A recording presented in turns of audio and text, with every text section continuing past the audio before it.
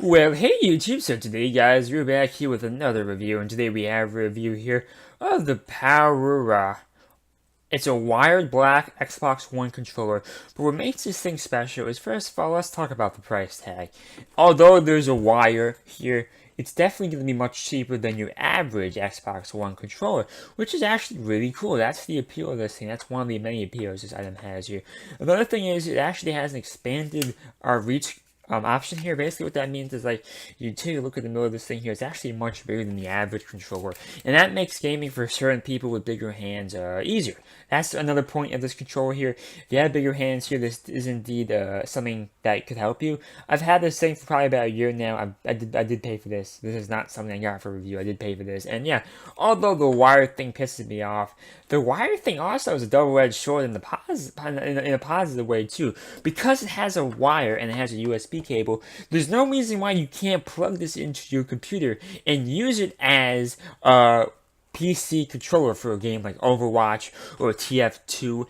And, because it's not wireless and you don't need a stupid receiver, the stupid receivers that comes with Xbox 360 controllers back in the day to get that to work on a, PC and stuff like that. You don't need that. You have a USB cable that works here. It's also very long, as you can tell. It's about the same thing as both of my wingspans combined in here, which is actually very good here. And the controllers here are laid out the exact same way, but there are some additional buttons you should be aware of on the back here. You have the TR and TL buttons here. You see this? It's really hard to see. You see what I'm saying? You see that? And here's the same thing on this side here. I honestly have no idea what that does, but it's going to be there for your convenience here. Also, the LT and RT buttons here, they're definitely a little bit more bigger here, which is great. And also on the back, you do have 3 buttons right here. You have a 1, 2, and you have a sun button there. Do you see that right here? Those 3 buttons. And also, you got 2 more buttons right here. To be honest with you, these 2 buttons here, these 4 buttons here, probably are more of a grip buttons for the L and R buttons, but maybe they're separate buttons here.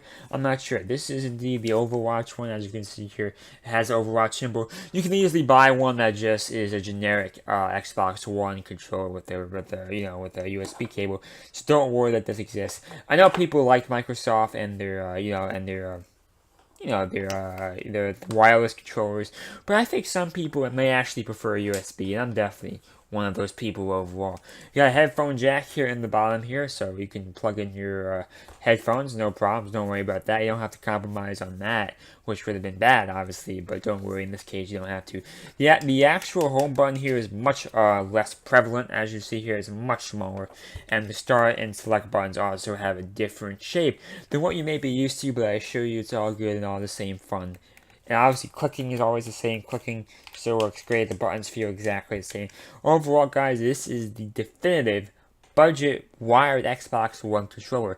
You simply will not go wrong with this thing. Overall, we do hope you guys enjoyed that video. If you want to buy this thing, we'll have a link down below. I prefer using this over the Xbox One wireless controller. I pay for this, so I have no reason to lie to you. I just prefer it, man. That's just my opinion. Overall, we do hope you enjoyed that video. Links down below. Thank you and bye.